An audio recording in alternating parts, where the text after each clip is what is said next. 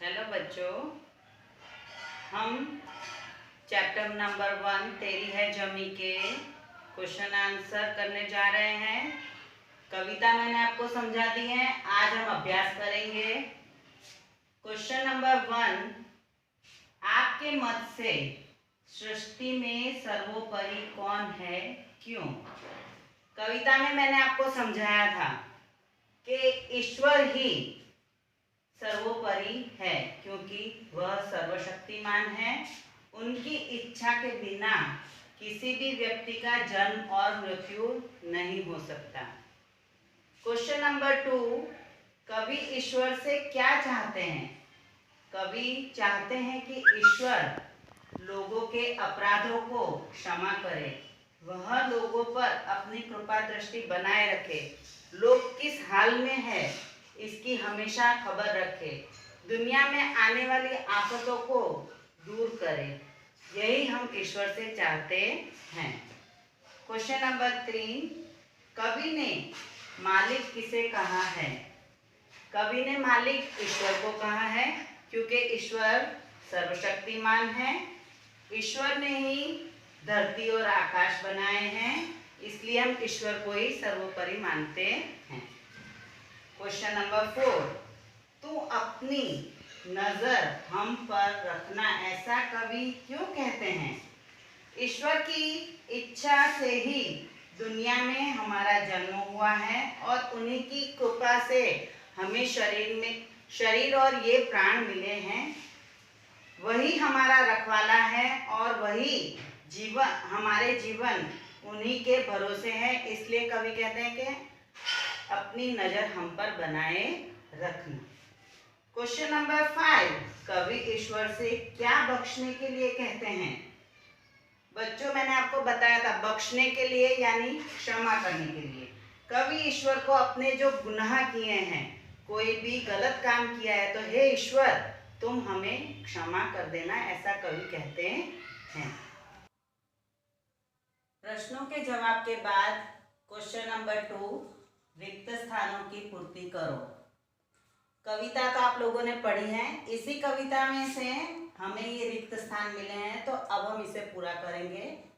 तू है बड़ा, तू बख्शिश कर, तू है बड़ा मेहरबान, तू बख्शिश कर। हम तेरी मर्जी से इस दुनिया में आए हैं, हम किस हाल में है ये खबर रखना।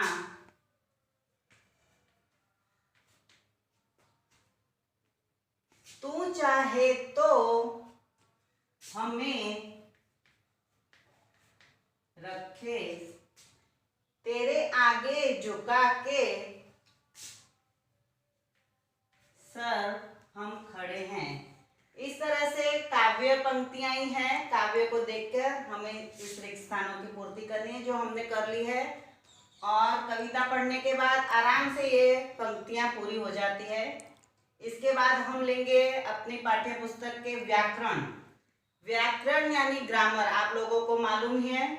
शब्दकोश के क्रम के अनुसार लिखिए। शब्दकोश यानी कि सबसे पहले हम स्वर लेते हैं, उसके बाद व्यंजन लेते हैं। उसमें भी स्वर में भी पहले अ आ इ ई के अनुसार हम शब्द लेंगे, उसके बाद में व्यंजन, और उसी में भी बारकड़ी के अनुसार क का की के बाद में हम उस अक्षर को लेते जाएंगे। यहाँ पर शब्द दिए हुए हैं, हृदय, मनुष्य, सुख, शांति, ये सारे शब्द दिए हुए हैं। उसी को हम शब्द के अनुसार रखते जाएंगे। तो सबसे पहले स्वर यहाँ पर हृदय, मनुष्य, सुख, शांति, मित्र, योद्धा, दृष्टि, श्रृंखला, धन, क्षमता, दूत, स्वर, धरा, डॉक्टर है। तो सबसे पहले उज्ज्वल हम लेंगे, क्षमता, उसके बाद डॉक्टर, उसके बाद दूध,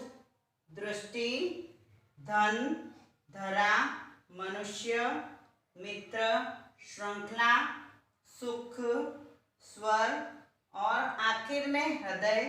इस तरह से हम इस शब्दकोश को पूरा करेंगे। उसके बाद क्वेश्चन नंबर 4 में हमें वचन बदलकर वाक्य बनाना है। वचन बदलो यानी कि एक वचन होता है, एक व्यक्ति होता है, उसे बहुवचन में हमें कन्वर्ट करना होता है, बदलना होता है। तो यहाँ पर शब्द दिए हुए हैं, हम उसे बहुवचन में बदलेंगे। मैंने कविता लिखी, तो मैंने का बहुवचन होता है हमने, और कविता, तो कविता का बहुवचन हो जाता है कविताएं लिखी। तो मैंने का हो जाएगा हमने, हमने कविताएं लिखी। उसी अनुसार दूसरा है यह मेरी किताब है। यह का ये बहुवचन हो जाता है, तो ये हमारी किताबें हैं। इसे लड्डू दे दो, इसे का बहुवचन इन्हें हो जाता है, तो इन्हें लड्डू दे दो। तो आप लोग आराम से समझ गए। और 6th 7th में भी हमने ये बहुवचन किया हुआ है, तो 8th में हम इसे आराम से कर सकते हैं। सिर्फ एक वचन का बहुवचन करना होता है, चाहे शब्द दिए हो या वाक्य दिए हुए हो, तो हम उसे वाक्य में, बहुवचन वाक्य में बदल सकते हैं। क्वेश्चन नंबर 5, वचन परिवर्तन करिए।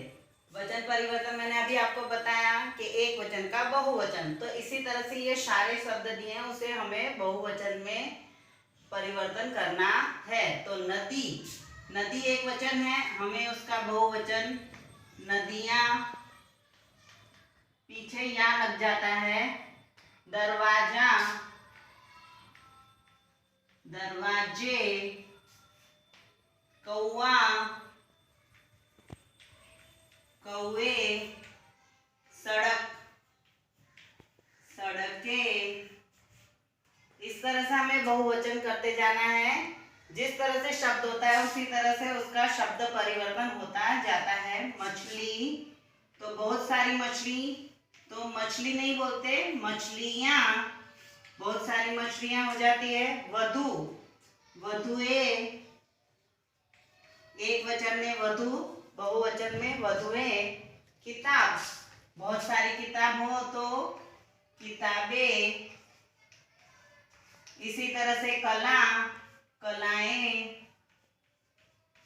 धातुएं, यहाँ पर अब हमें देखना है धातुएं, धातुएं बहुवचन दिया है, तो हमें उसको परिवर्तन करके एक वचन करना है। धातुएं का एक वचन होगा धातु।